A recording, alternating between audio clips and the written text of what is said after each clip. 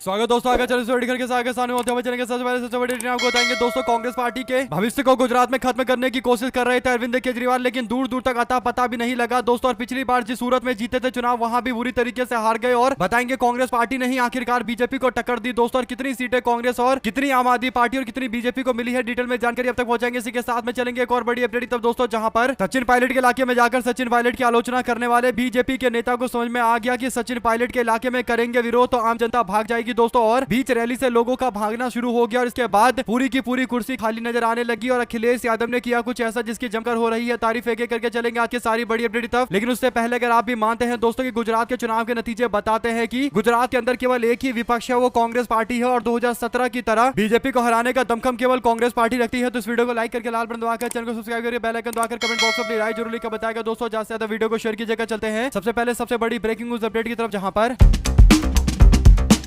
अरविंद केजरीवाल गुजरात के अलग अलग इलाकों के अंदर प्रचार करने के लिए लगातार दिखाई दे रहे थे दोस्तों। यानी गुजरात निकाय चुनाव पर जोर शोर से काम कर रहे थे अरविंद केजरीवाल। उनको लग रहा था कि अगर उनकी पार्टी नगर निकाय के चुनाव में अच्छा जीत हासिल कर लेती है तो ये 2027 के होने वाले गुजरात के चुनाव में ये बात स्थापित कर देगा कि आम आदमी पार्टी गुजरात के अंदर मुख्य विपक्ष की पार्टी है। और कांग्रेस पार्टी के साथ अगर गठबंधन करेंगे तो कांग्रेस को कम सीटें देकर भी साथ में रखा जा सकता है दोस्तों। लेकिन अरविंद केजरीवाल को तगड़ा झटका इसलिए लगा क्योंकि अरविंद केजरीवाल अकेले खुद नहीं बल्कि पंजाब के मुख्यमंत्री भगवंत मान को लेकर भी गुजरात में प्रचार कर रहे थे दोस्तों। अरविंद केजरीवाल ने चाहे राजकोट हो, सूरत हो, हर जगह जाकर बूथ स्तर के कार्यकर्ताओं से बातचीत की दोस्तों। कई जगह रैली रोड शो किया और यहां तक कि सूरत के अंदर तो रोड शो की तस्वीरें दिखाकर, एक बड़ी सी रैली की तस्वीर दिखाकर इसकी तुलना अलग अलग पार्टियों से करते हुए दावा कर रहे थे कि गुजरात के अंदर आम आदमी पार्टी के सामने कोई नहीं टिक पाएगा दोस्तों। लेकिन गुजरात के लोगों ने अरविंद केजरीवाल के तमाम तरीके के प्रचार को पूरी तरीके से ठुकराते हुए बता दिया कि विपक्ष की केवल एक ही पार्टी है जो गुजरात के अंदर बीजेपी को टक्कर दे रही है और वो कांग्रेस पार्टी है दोस्तों। सूरत के अंदर आम आदमी पार्टी पिछली बार 120 में से 27 सीटें जीती थी दोस्तों और मुख्य विपक्षी पार्टी बन गई थी। और सूरत क्योंकि भारतीय जनता पार्टी का गढ़ माना जाता है दोस्तों, सूरत के अंदर डायमंड का व्यापार होता है और व्यापारी अमूमन बीजेपी के सपोर्टर माने जाते हैं। लेकिन 21 के चुनाव में आम आदमी पार्टी मुख्य विपक्षी पार्टी बनी और कांग्रेस पार्टी का खाता भी नहीं खुला। तब यह अफवाह फैलाई जा रही थी कि कांग्रेस पार्टी का राज्य में अब कोई प्रसार नहीं हो पाएगा, राज्य के अंदर केवल भारतीय जनता पार्टी का दबदबा रहेगा। लेकिन अंत में मामला कुछ और निकलता है दोस्तों। अब जो रिजल्ट आ रहा है वो ये कि सूरत के अंदर एक भी सीट नहीं जीत पाई अरविंद केजरीवाल की आम आदमी पार्टी और मेयर पद के उम्मीदवार भी घोषित कर दिया गया था दोस्तों, उसको भी हार का सामना करना पड़ा। तो ये बात है कि अब गुजरात के अंदर आम आदमी पार्टी जो विपक्ष की मुख्य पार्टी बनने की कोशिश कर रही थी और कांग्रेस पार्टी को दबाने की कोशिश कर रही थी, उनको समझ में आ गया कि गुजरात के अंदर कांग्रेस पार्टी का फॉर्मूला ही काम करेगा और बीजेपी को आज नहीं तो कल हराएगी कांग्रेस पार्टी ही। और आम आदमी पार्टी निकाय चुनाव को पूरी तरीके से विधानसभा चुनाव की तरह लड़ी थी दोस्तों, जहां पर राहुल गांधी कांग्रेस पार्टी का कोई बड़ा नेता या यूं कहिए कि कांग्रेस पार्टी का राज्य स्तर का भी बड़ा कोई नेता प्रचार नहीं कर रहा था। तब पर भी जो कांग्रेस पार्टी 1500 का आंकड़ा पार कर जाती है दोस्तों, यानी कांग्रेस पार्टी ने मुख्य विपक्ष की भूमिका हासिल कर ली। लेकिन आम आदमी पार्टी का कुछ अता पता नहीं है दोस्तों। आम आदमी पार्टी अन्य के कैटेगरी में चली गई और बड़ी बात यह है कि आम आदमी पार्टी के कमजोर होने के बाद यह बात है कि अब कांग्रेस पार्टी के पास मौका है कि वो आम आदमी पार्टी के साथ गठबंधन करे, लेकिन अपने शर्त पर करे। यानी पहले आम आदमी पार्टी को कांग्रेस पार्टी कुछ सीटें देकर चुनाव में साथ में आने के लिए बोल रही थी दोस्तों, लेकिन पिछले चुनाव में आम आदमी पार्टी अलग लड़ी, जिस कारण से विपक्ष का वोट विभाजित हो गया और भारतीय जनता पार्टी को गुजरात में अब तक की सबसे बड़ी जीत मिल गई थी। इसके बाद अब देखना यह होगा कि आम आदमी पार्टी वाले झुकेंगे या फिर कांग्रेस पार्टी के साथ फिर पंगे लेते रहेंगे। अगर आप भी मानते हैं दोस्तों कि गुजरात में बीजेपी को हराने के लिए एक बहुत बड़ी व्यापक रणनीति बनाई जाएगी, तभी उसका असर होगा दोस्तों। और ऐसे में धीरे धीरे करके कांग्रेस पार्टी का विस्तार गुजरात के अंदर होना शुरू होगा। ऐसे में अगर आप भी मानते हैं कि राहुल गांधी और कांग्रेस पार्टी को आज से ही 27 के होने वाले चुनाव के लिए पूरी तरीके से मैदान में कूदना चाहिए, गुजरात में जनता परिवर्तन करने के लिए तैयार है, उनको एक मजबूत विकल्प की जरूरत है दोस्तों। अपनी राय जरूर लिखकर बताएगा, ज्यादा से ज्यादा वीडियो को शेयर कीजिएगा। साथ साथ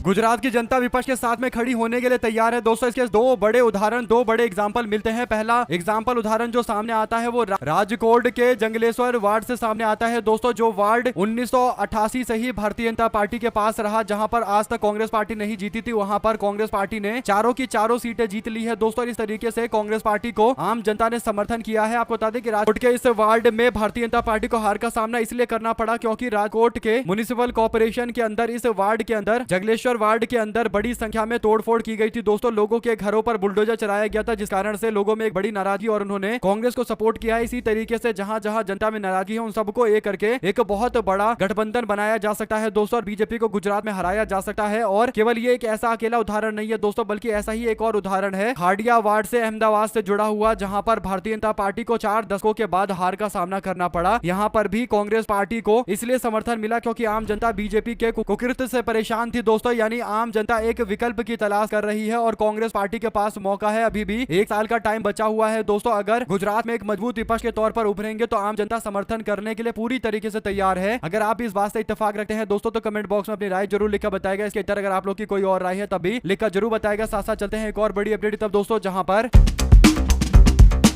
राजस्थान के विधानसभा चुनाव को लेकर भी बीजेपी के लोग रैलियां कर रहे हैं दोस्तों। 2.5-3 साल बीत जाने के बाद बीजेपी को लोगों को लग रहा है कि अलग अलग इलाकों के अंदर जाकर पार्टी के कार्यकर्ताओं से बातचीत करेंगे और सरकार के बारे में जानकारी इकट्ठा करेंगे और आम जनता ये बताने के लिए आएगी कि बीजेपी सरकार में क्या सही क्या गलत चल रहा है। लेकिन आम जनता रैली में बीजेपी को बताने के लिए तो आ भी नहीं रही है दोस्तों। यानी रैली में बीजेपी की रैली में आम जनता नहीं आ रही, पूरी तरीके से रैली खाली चल रही है। और बीजेपी के राष्ट्रीय अध्यक्ष नितिन नवीन के राजस्थान दौरे को लेकर बड़ी अपडेट है दोस्तों। राजस्थान के टोंक में यानी सचिन पायलट के गढ़ में प्रचार करने के लिए बीजेपी के राष्ट्रीय अध्यक्ष पहुंचे थे। यहां पर पहले तो आम जनता आई हुई थी दोस्तों, लेकिन थोड़ी देर के बाद खबर ये सामने आती है कि टोंक के विधायक सचिन पायलट को लेकर विवादित बयान दिया। बीजेपी के नेता ने अग्रवाल ने राधा मोहन दास अग्रवाल के द्वारा दिए गए विवादित बयान के बाद पूरी तरीके से रैली में जो लोग आए भी थे दोस्तों वो भी बाहर जाते हुए दिखाई दिए और बाद में अंत में कुर्सियां चारों तरफ खाली पड़ी हुई थी। इसके बाद गोविंद सिंह डोटासरा कहते हैं कि मुख्यमंत्री जी, पर्ची सरकार और भाजपा की उल्टी गिनती शुरू हो चुकी है। बीजेपी के राष्ट्रीय अध्यक्ष की सभा में प्रदेश अध्यक्ष, मंत्री, महामंत्री, विधायक, प्रशासनिक अमला और पुलिस मशीनरी पूरी लगा दी गई। पूरा संगठन झोंक दिया गया, तब पर भी ये लोग 2000 के आसपास भीड़ नहीं जुटा पाए। ऊपर से प्रभारी के भाषण का ऐसे निम्न स्तर की मुद्दों से ज्यादा हताश झलके दिखाई दे रही थी। माननीय, इतनी भीड़ तो सामान्यतः कांग्रेस पार्टी की जिला बैठक में दिखाई देती है। अभी भी समय है कि जनता की सूद लीजिए, अहंकार छोड़िए, वरना जनता के बीच में जाना मुश्किल हो जाएगा। और टोंक की ये खाली कुर्सियां संकेत दे रही है कि पर्ची बदलने से समय नजदीक है, पर्ची बदलने का समय नजदीक है। यानी बीजेपी के नेता और मुख्यमंत्री भजनलाल शर्मा दोस्तों जो पर्ची दिखाकर मुख्यमंत्री बनाए गए हैं उनकी स्थिति खराब है राज्य के अंदर। उनको अपने कार्यकर्ता भी मुख्यमंत्री नहीं चाहते हैं क्योंकि भजनलाल शर्मा को पता नहीं कहां से लाकर मुख्यमंत्री बना दिया गया दोस्तों। और स्वीकृति आज तक नहीं है बीजेपी कार्यकर्ताओं के अंदर। और जब बीजेपी के कार्यकर्ता भजनलाल शर्मा को अपना मुख्यमंत्री मानने को तैयार नहीं है, उनके नेतृत्व को स्वीकार करने को तैयार नहीं है, वसुंधरा राज्य को लेकर मांग उठने लगती है तो आम जनता क्या ही स्वीकार करेगी। और 24 के चुनाव में कांग्रेस ने राजस्थान में जो बड़ी जीत हासिल की थी उसका सबसे बड़ा कारण भजनलाल शर्मा थे। और आने वाले विधानसभा चुनाव में कांग्रेस पार्टी 150 प्लस सीटें जीत जाएगी दोस्तों। इस तरीके का माहौल बन रहा है। साथ ही साथ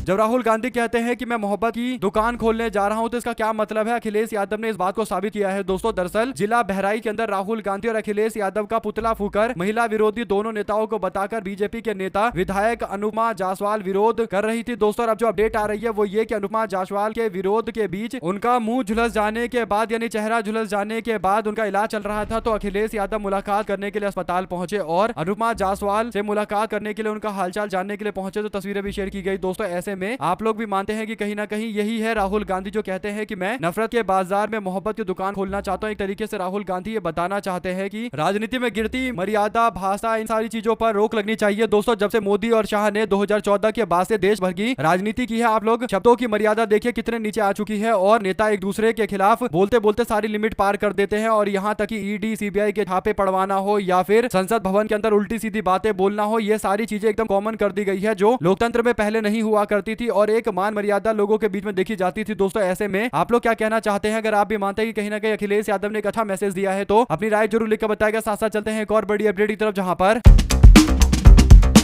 कांग्रेस पार्टी के मीडिया विभाग के प्रमुख पवन खेड़ा के समर्थन में याचिका पर हस्ताक्षर अभियान शुरू हुआ दोस्तों। याचिका में पूछा गया कि लोकतंत्र में सवाल उठाना क्या गुनाह है, क्या सच बोलने पर राजनीतिक प्रतिशोध की भावना से की गई कार्रवाई के खिलाफ हमको एकजुट नहीं होना चाहिए। आम जनता पूरी तरीके से इस मामले पर एकजुट दिखाई दे रही है दोस्तों। पवन खेड़ा को लेकर जो पिटीशन दायर किया गया है और जो आम जनता से इस पर साइन करने के लिए बोला जा रहा है तो कहीं ना कहीं से कांग्रेस पार्टी माहौल बना रही है कि लोकतंत्र में आवाज उठाने वाले नेताओं को लेकर जिस तरीके की कार्रवाइयां होती है वो कहीं ना कहीं देश के लोकतंत्र को पीछे लेकर जा रही है दोस्तों। इसीलिए अखिलेश यादव भी बोलते हैं कि हमें सबको मिलकर लोकतंत्र की लड़ाई लड़नी चाहिए, लोकतंत्र को बचाने की लड़ाई लड़नी चाहिए। आपकी जो भी राय है लिखकर जरूर बताएगा। ज्यादा से ज्यादा वीडियो को शेयर कीजिएगा। हमारे साथ लगातार जुड़े दोस्तों का बहुत बहुत धन्यवाद। देख रहे थे आपका अपना चैनल जय हिंद जय भारत। ज्यादा से ज्यादा वीडियो को शेयर कीजिएगा दोस्तों। बहुत बहुत धन्यवाद।